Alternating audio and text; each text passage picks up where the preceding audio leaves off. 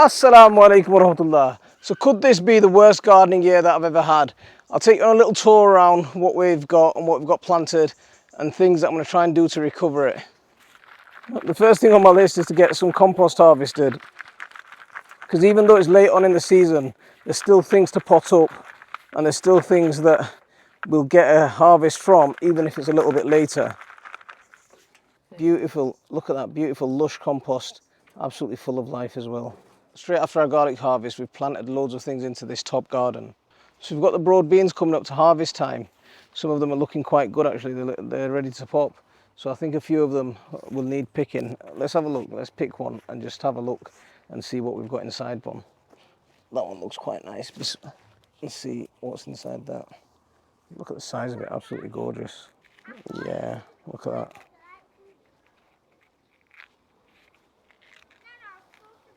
Beautiful.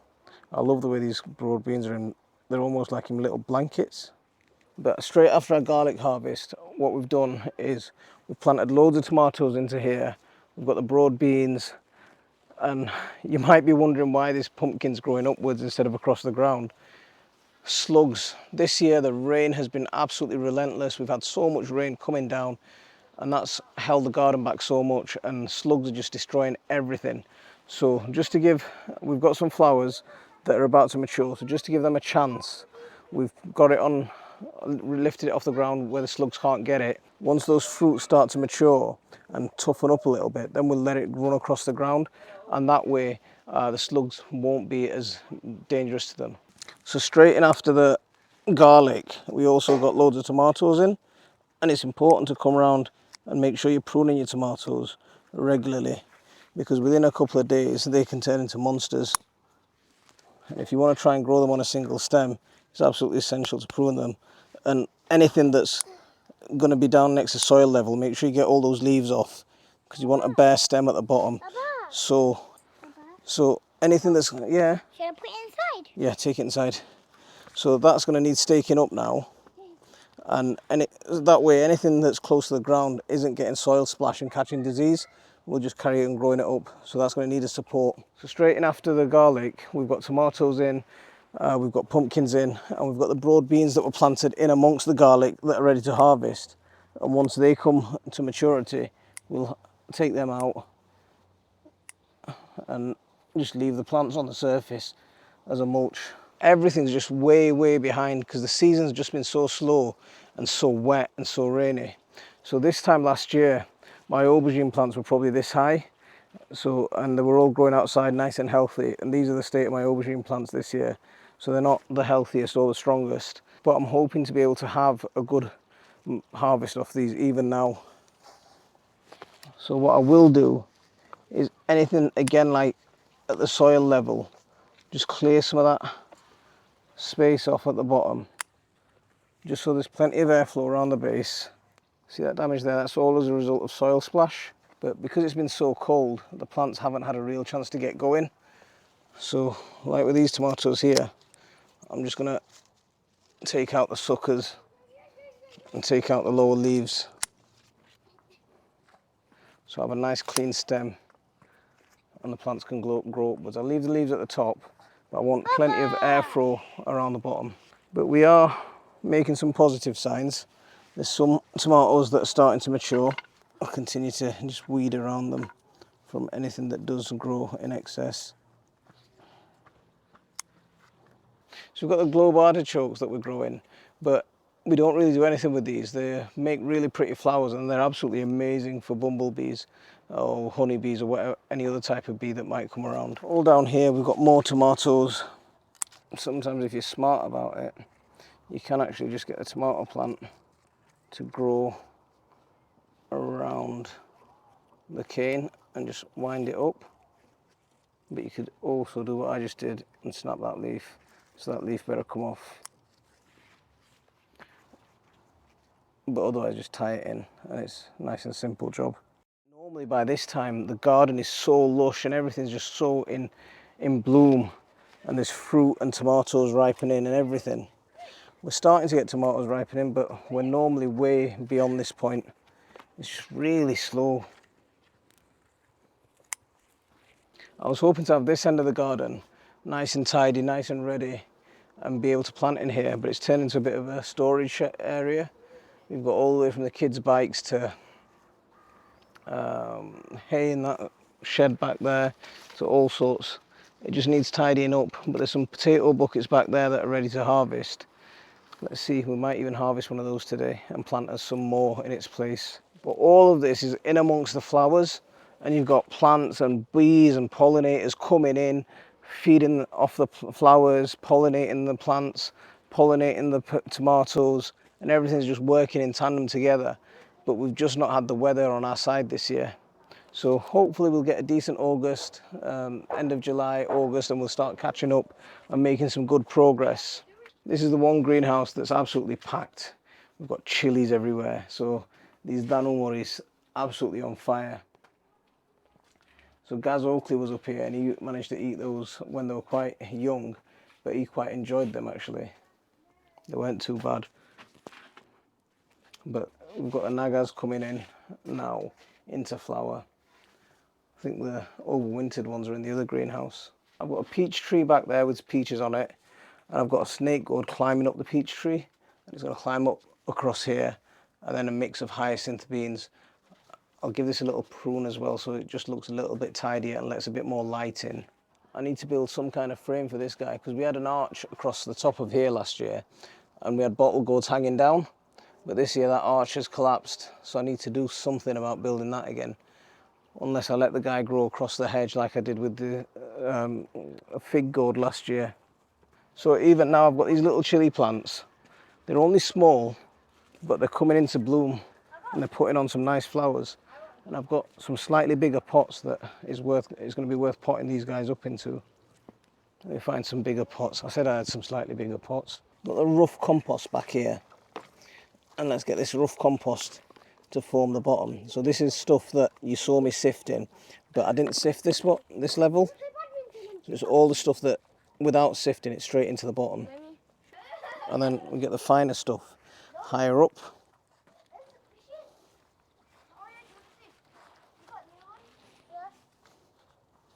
And that guy can pop out of here.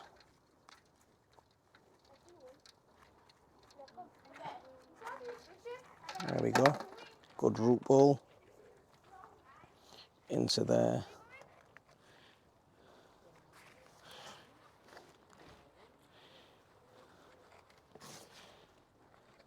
There we go. So let's find the home for this guy in this greenhouse. There's a fair bit of space in here. You can go just there, nice. So we've got amaranth growing up there, chili plants growing underneath, aubergines at the back. This year's not been a great year, just because it's been so wet and so cold and such a late start to the season. Everything's just been off. So that's an overwintered naga plant. Got hyacinth beans that are already in fruit back there, look beautiful. More amaranth down here, lots and lots of amaranth, they're growing quite nicely. We've got lab beans over there, or lubiuri. Two different types, we've got the red ones and then we've got the long white ones as well, or yard long beans they're sometimes called. It is a lot emptier than it was last year. I mean, this time last year it was absolutely full. Plants were up to here this time last year, and we were starting to look like it was going to be a strong year for harvest, but this year it just looks really poor. Got to come up with a recovery plan. And what I might do is, I've got loads of young tomato plants, so I might just plant 3 tomato plants here, and then at least I've got something that's going to grow late on into the season with the protection in here, so we'll get some kind of harvest. We've got snake gourds coming on up here, look at that, a couple setting. So I need to get a frame built back up here so those snake gourds can climb across. My wife's just asking where are the courgettes, because normally by this time we're harvesting courgettes from everywhere, or zucchini, as my friends in the US will say. But there's no courgettes this year either. The slugs have been at them. The weather's just not looked after them or been good to them, and everything's just been completely destroyed. We're going to have a good tomato harvest at least. That's one thing that I can guarantee. we will have good tomatoes. See, normally my tomato plants by this time of the year, they're up here, and I've got a couple of trusses ready. Those onions are looking quite good and they're doing quite well. We've got more broad beans back there. And again, hyacinth beans were planted here, but they've all gone. So these beans right here, these have a nice story behind them. Gaz Oakley gave me these, the Avant-Garde and Vegan. So if you don't know his channel, do go and check it out, because he was up here not so long ago. I planted kohlrabi down here and the slugs have finished them. Everything has just been so badly affected by pests this year. Because it's been so wet, the slugs have been everywhere. My perennial potatoes, some of these are about ready to harvest. So what we'll do with potatoes, and what we do with potatoes, is we just pick as we need. So as we feel, or as we're going to use, we'll just pick, whether we start in the buckets or whether we start on the ground. It just depends on where we're going. So we've had a really good pea harvest over the last couple of days. I did have loads of, again, this is another story of woes, because I had loads of amaranth growing here and they've been destroyed by the slugs.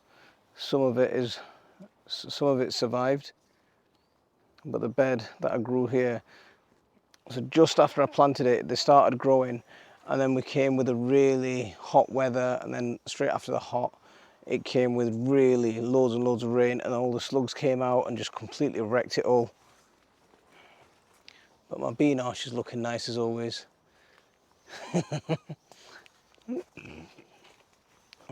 Whenever you have some negatives, there's always a positive to lift you up.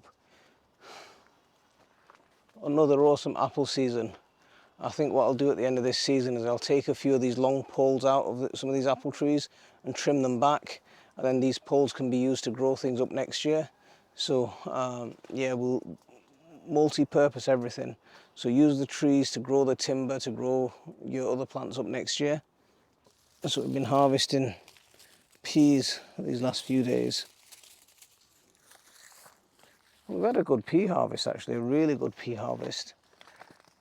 I might actually plant a few more peas, see if we can get some late season peas into it, you know. And just behind the peas, all the way down, is the potato beds and wood chips. So I'm going to keep this bed as a perennial potato bed. The underneath of this tree house into some kind of workshop that I could just chill out under there, and yeah, just hang about here. Turn it into some kind of shed / workshop. It'll be good once it's done. When I get the time. But that's the story of my life. I've never got enough time and too much stuff to do. So loads of stuff thrown onto the compost pile. It's nice and hot in there. There's no reason for me to try and force this compost anymore, because I'm producing a good amount of compost. We've got loads of chicken compost coming, loads of compost that I've bagged up from last year, and I'm harvesting still. Underneath that pile, believe it or not, there's another bag of builder's bag full of compost that's ready to harvest. All I need to do is sift it off and it's good to go. But loads of worm castings and stuff are going to be made soon. So everything that goes into my worm bin, now if you remember this is my no rules worm bin. So everything goes in here, and that's what's being made at the bottom. These runner beans, these have gone berserk. I need to get, look at these, look at the size of these canes. That must be about 12 foot. And they're homegrown canes, so I grow my own bamboo now.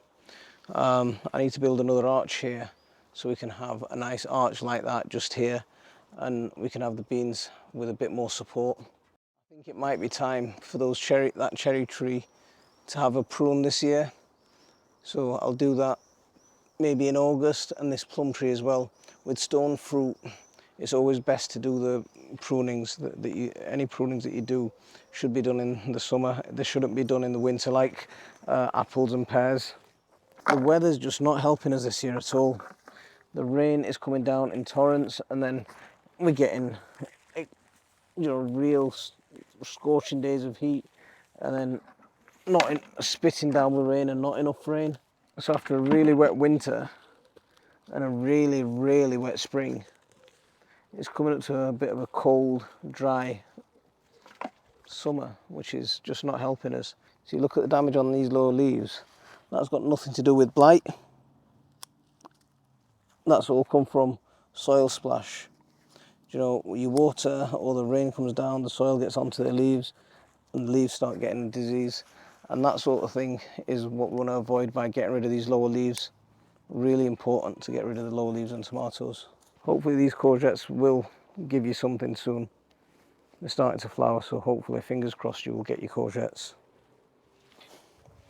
But I'll get a couple more tomatoes planted in the ground and I'll do a little bit more weeding and I'll get a bit more compost down and we'll just keep plodding along.